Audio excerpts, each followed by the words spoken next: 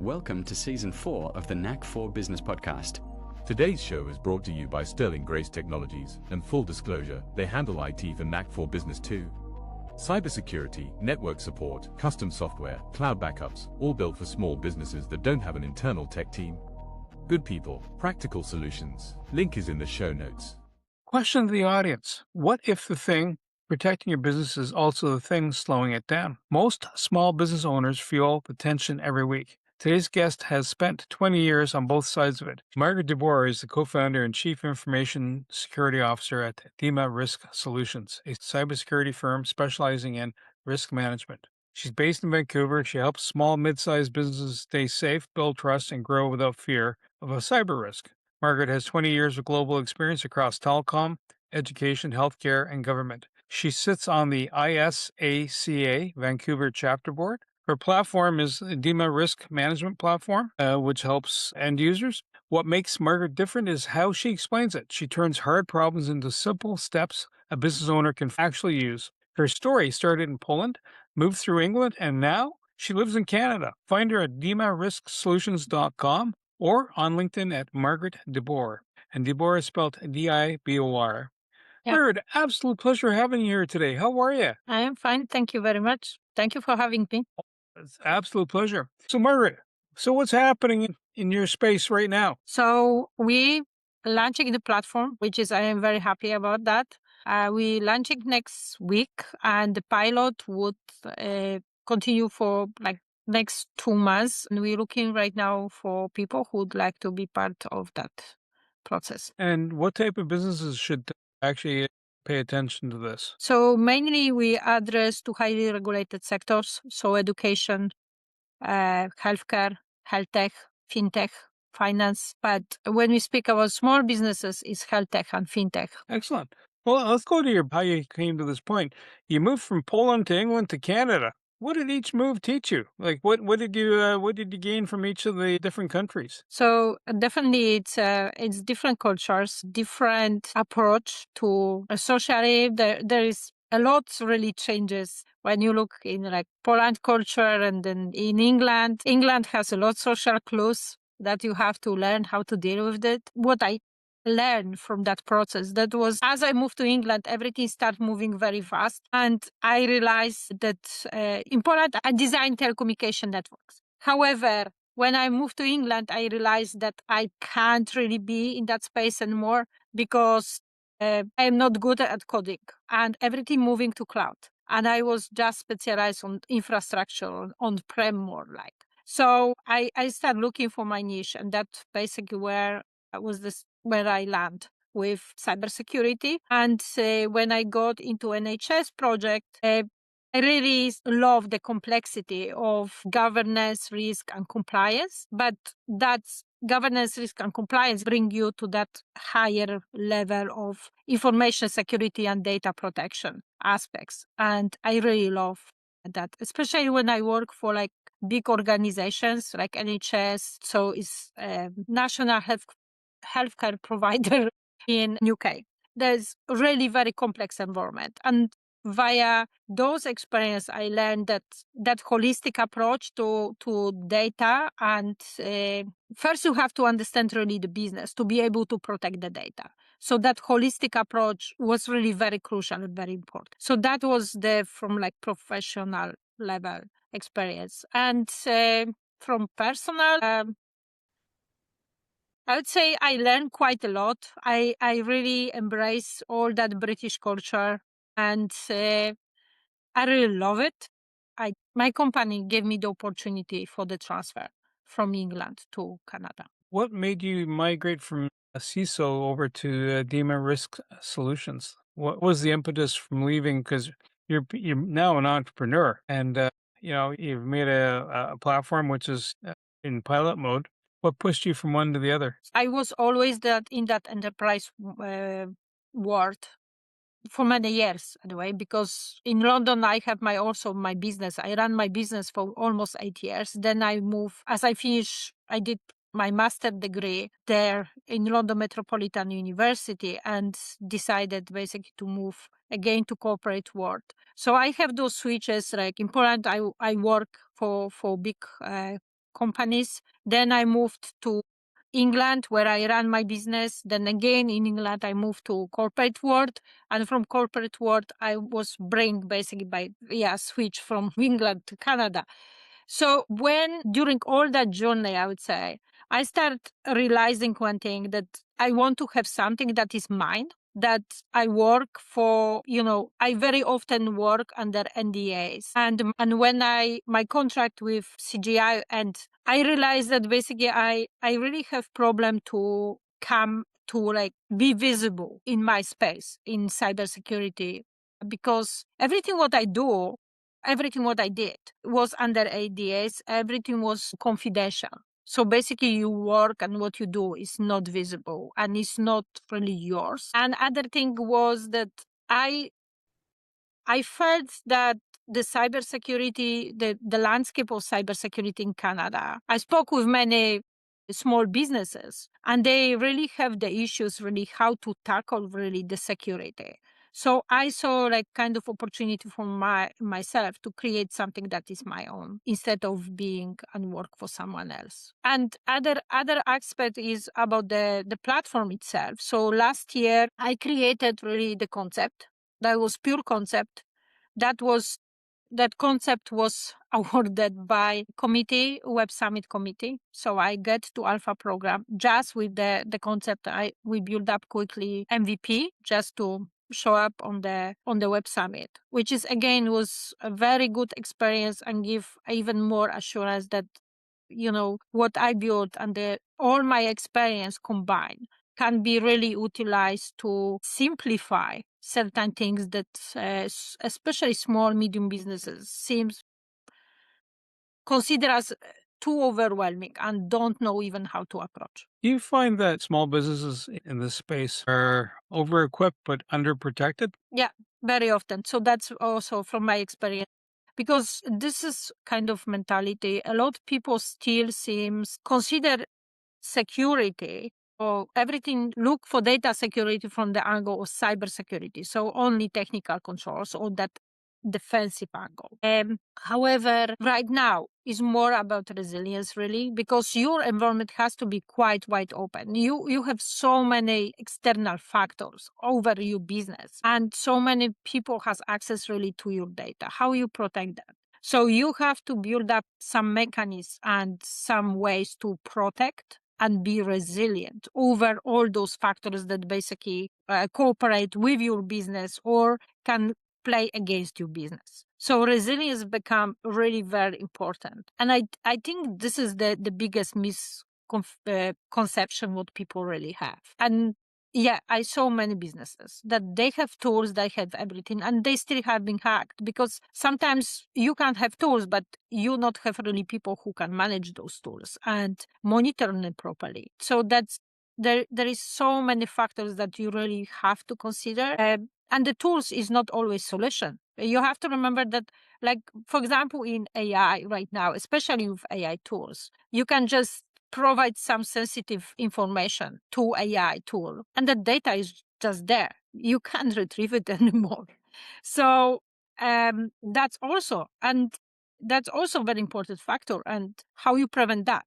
You not prevent that by tools as much. You have to prevent that by build up awareness, culture really within your business around the people that dealing with all those tools. There is other mechanisms also you can use, fair enough. But overall, that awareness has to be very, very strongly rooted. Yeah, that's getting really quite complex topic to, on that angle to be resilient. So for a company that has sensitive information, because, we talked earlier, it could be in finance, it could be in healthcare, to name a few, and there's others out there. What is the ROI? Is the ROI your insurance policy? Is the ROI, oh my gosh, the barn door is open and the horses are out in the field, and closing the barn door is a little too late? Where do you see the and reputation loss? But where do you see the ROI if you're going to apply dollars? Is it in insurance coverage? Is it in damages? Or is it in just smart business? Or is there another ROI, return on investment, that factors in here? So everything depends on the business and really the business environment. So the most critical is to understand the business environment. Who has our data? Who has access to that data? And be able to define their ROI. You have to look at into all those outside and inside factors that has impact on your business and understand those factors. It can be different things, but definitely, for example, the fines. So if we not implement certain controls and we get breach, how much the fines for non-compliance would cost. So that would be the one factor to look at. And then you look at how much implementation of those controls cost. So you're basically weighting the both. And yeah, when we implement those controls, how much physically we can save money. Obviously, there is other factors like reputation, for example, or there can be other factors like documents, organization documents, business secrets, for example. If that document is lost, what's happened then? How you value basically that in contrary to certain controls that you have to implement. And that not would always would be technical, because we're speaking also about awareness training, for example, and reputational damage, for example, how you weigh that. So there is number of factors that you have to look at and understand from the business perspective to be able to consider ROI. And volume of the data even. It almost makes sense. If you're getting people to sign an NDA, then you want to protect the information too. You can't tell. I guess AI doesn't sign an NDA. Yeah. So walk us through what the DEMA risk solutions process looks like. What does it do? Like, so someone says, "Hey, I'm interested." What happens next? So we offer services, and obviously right now we offer platforms. So overall, we help businesses, first of all, to establish what is their really risk profile, because that's the most important. That's, like in common sense, overall for any business. First, you have to understand the risk. We just look at from the risk from the data perspective. What is risk to your data? When you're doing in finance, you look in what the risk to your finance, that you run out of the cash, for example. So we look at from that data perspective. What is your risk to the data? What data do you operate on? What really security do you need? What do you want to protect? What is the most important assets that you really have to protect? It's reputation, or it's your business secrets, customers' information, and so on. And then obviously all that regulatory mandates, because depend on the jurisdiction, there is always different regulatory mandates, and based on the sector. So healthcare has their own mandates, finance has their own mandates. Then obviously you look at into business strategy. When you have to look in business strategy, because if you are company that, let's say, you want to get contracts with the bigger bank, how we can do that? You have to plan ahead. You have to understand what really those banks have, what requirements they have, and what you have to meet, and how to do that. You have to understand, okay, that we are here now, and there is the maybe steps that we can take now to get where we want and build up that plan and build up that strategy. Therefore, the strategy for the data protection, it's as important as business plan, for example, because it's pretty much supposed to be integrated part of the business plan, especially for organizations that operate on data, operate on customer data, operate on sensitive data. Do you find that, say, someone comes up and they go through the platform, is it just the assessment, or is it also you provide the cure? In other words, going, okay, like a patient, hey, you're sick. Yeah, you're not doing well. You need to work out. You need to exercise, lose some weight, get some more sleep. The usual things. Do you come in and just provide the diagnosis, or do you also provide the cure in the process or the treatment? You can say that we are like a little bit a doctor clinic in this case. So we assess, we diagnose, and we provide some cure. And we can hold your hand later also, if needed. Do you find that people come to you after the horse has left the barn scenario? In other words, something has gone terribly sideways, and now they realize it. Its reputation or the cost of the fines are already in play. Do you also find that they will come back also later on and say, "Listen, Margaret, help me. I've been led astray. I haven't done the right thing." Do you also Okay. handle post-apocalyptic moments? Yes. So I think that's the very often scenario, especially for smaller businesses. When you develop the business, when you start offering the services and so on, security is kind of a little bit afterthoughts, especially in some countries. Everything depends on legislation, really, and how the privacy mandates are, how strong the privacy mandates are. So if they are more relaxed, then basically that scenario is very often scenario that you're dealing with. And there is like, what I supposed to plug, what I supposed to tool buy to, just fix the issue. And they very often doesn't like the response that is not magic word. You basically is a process that you have to go through. You have to understand certain things. The same is when company want to implement AIs. There is no those scenarios, course already left. But companies, they still learning that before they start implementing something, there's supposed to be that, the process of really understanding why I'm implementing that. In fact, we had workshop last week, and there was very interesting discussion about that. That, sometimes companies, they want to be seems like very innovative. That's why they implement a lot AI tools and other stuff. But the question is about usability of that, first of all. And secondly, how you can manage those tools and stay secure and provide that security also to your clients, to people that you serve. So yeah, that was very interesting discussion, really, because people sometimes is just like crashing to how was reference that one participant said it's like buying the Ferrari. Okay, you buying the Ferrari, you really want to show off because you have it and you're very happy that you have it, but you can't drive really properly, so that's gonna end up badly.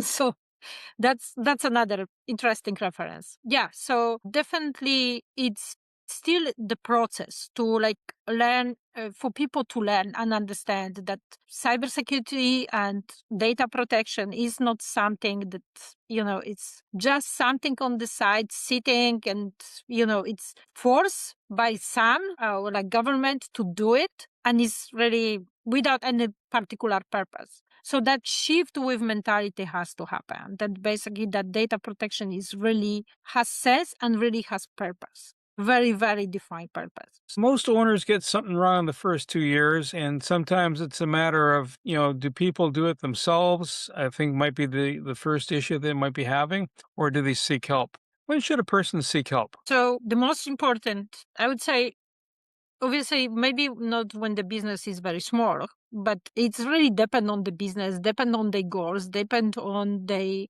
business objectives. Because if the business even is small, is SaaS, but they developing product and they know that they want to go and sell that product to the bigger player, let's say that banks, hospitals, whatever. So they're supposed to think about security as the building, because that's what I saw also many times when, during years that company building something. And then it's like, we have problems because we hadn't embedded with our development circle some security measures. So our product is not compliant. And because it's not compliant, we have to back to the board and basically doing everything back from scratch.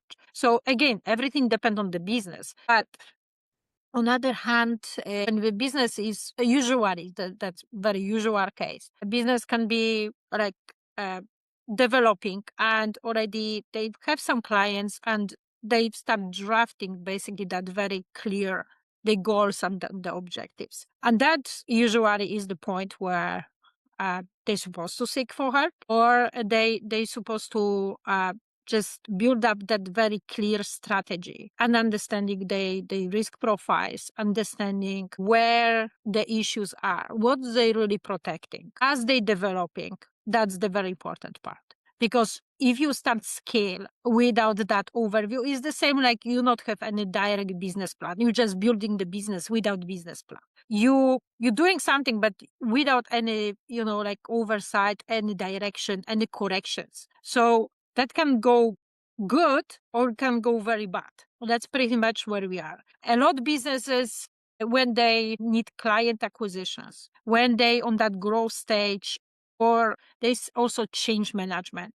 with how they operate on data, because before they have small volume of data. Right now that volume is getting at large and other stuff. So there is really, again, number of factors that you have to look at.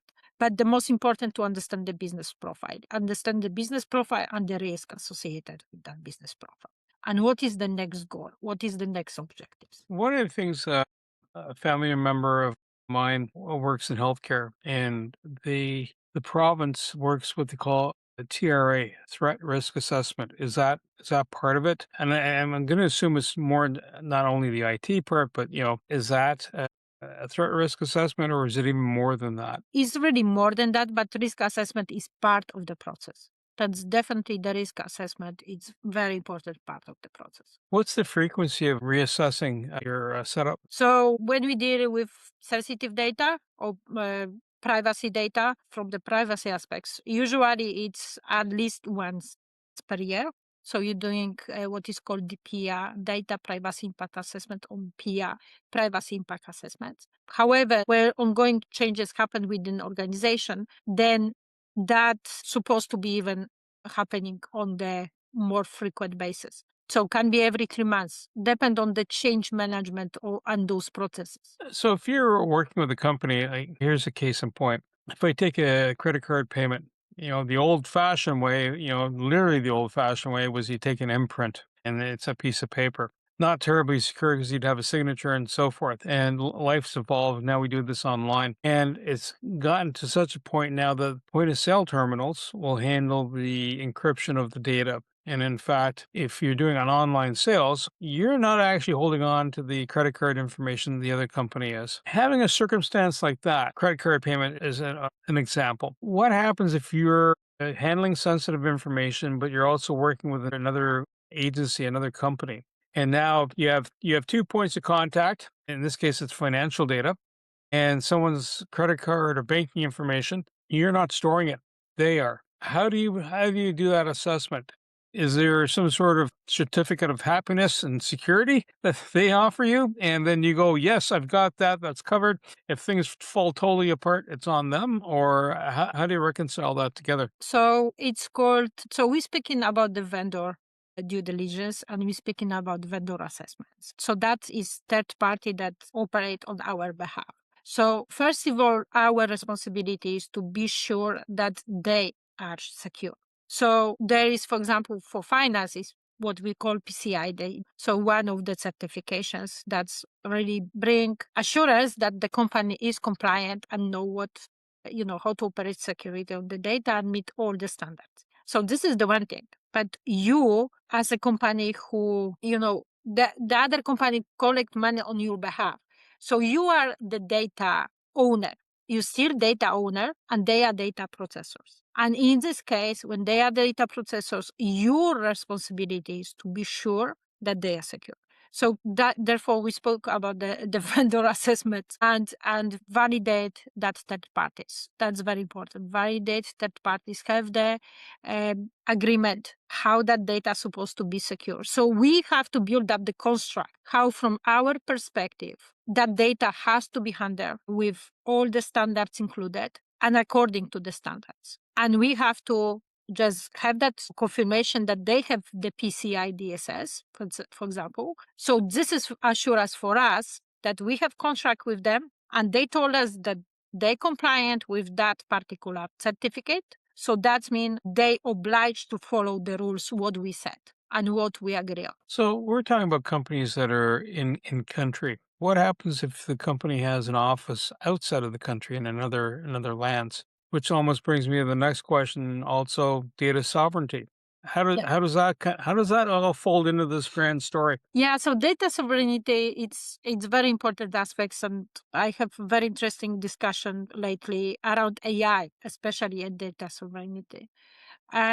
So a lot of countries really have very strange regulations regarding that. So if you are a company and you want that, you collect data, let's say in Canada, and you want to bring that data and operate in elsewhere, you have to have a really clean consent from from people who give you access to that data, that you would be able to do that. So there is number of privacy regulations that basically organization has to follow in this case. And in some cases, like for example, in Europe, you have to have literally shop company open in Europe to be able to collect data from EU citizens. And there is those additional regulations. As I say, even you company, even you operate internationally, you have to get that consent and be very clear with your consent of data collection that you're saying that that data might appear or be processed elsewhere. Wow. Would that also influence intellectual property? I mean, it's one thing to know, okay, here's Bernie's social insurance number, here's Bernie's Visa card number, here's Bernie's address, here's Bernie's date of birth, because, impersonation could be a risk factor. Yeah. But let's say Bernie has the recipe to the ingredients of the greatest cookie in the world, and everybody loves Bernie's cookie. Is that treated the same way, or is that treated differently, or versus, say, medical or financial data? So depend on the country really, because each country has a little bit different regulations and treat that a little bit differently. So even in Canada, for example, like intellectual property, yes, they have very clearly defined what can be registered as IP, what can be just as, for example, trademark. Big distinction between what IP is in Canada and, for example, what IP can be in Europe. So it's really depend on the country where you register, and based on that one, how basically your intellectual property is treated. So at the end of the day, if the client is in the EU, European Union, do you base your protections based on the most stringent of wherever you're doing business versus elsewhere where there is no stringent, life's easygoing per se, and leaky for lack of better words, versus let's say in the EU? Do you Yeah. base everything? Do you structure it that way? Yeah, that's pretty much how it's working. That's why when I deal with some clients, they had problems because it's like they operate, for example, in Quebec, that has quite stringent law, and also about the sovereignty of the data that is collected there.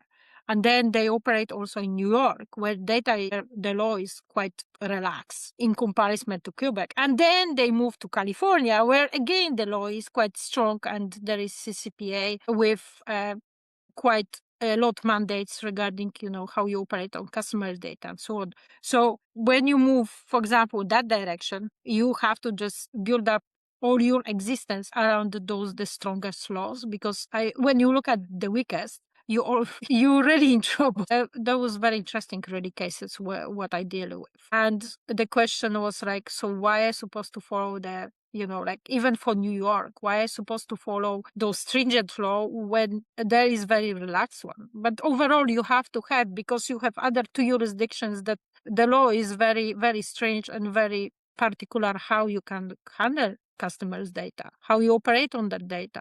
So so you just have to go with those rules also on that another region that is more relaxed, let's say. If I'm a company or a client of a company, how do I know they're taking care of the data? How do I know they have a good plan? Is there any tell that you would find or see, either a certificate, a certain denotation on the website, or a practice that would be a tell to say, listen, these folks actually do a good job?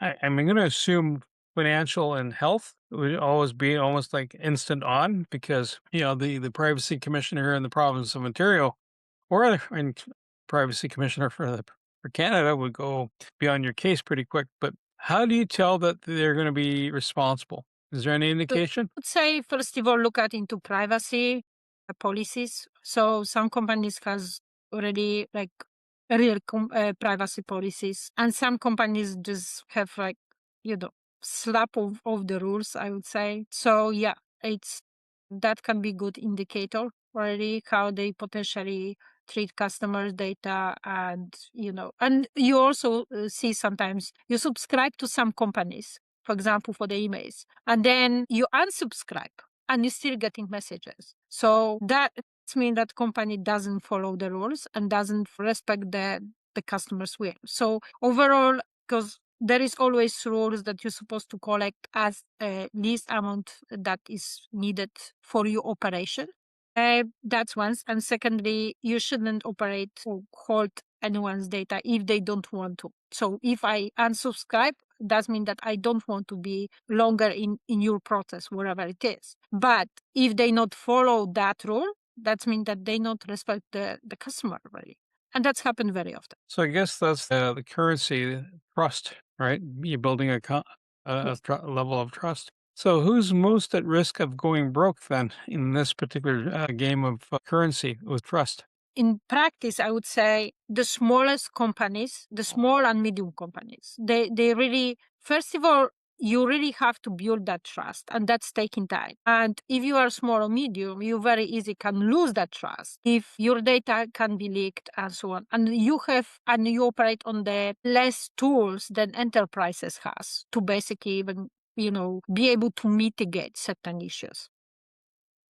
So yeah, and enterprises, even they hacked, it's like, uh, yeah, WestJet was hacked, but that doesn't really mean that all people all of a sudden start withdraw and stop using WestJet. In the other situation, when they were like very small company just starting, and that situation would happen, probably nobody will use that company anymore. So that's basically is two sides of the situation. So definitely the trust is harder to build for small and medium companies. So folks, we're getting some really good insights about what keeping your data secure, what it kind of involves with. And Margaret and her team ran a recent security awareness masterclass for small business owners. And if that sounds useful, reach out to Margaret at dimasrisksolutions.com, and Dima is DIMA risk solutions and the .com. She also has a quick mention. She's doing a pilot coming up. So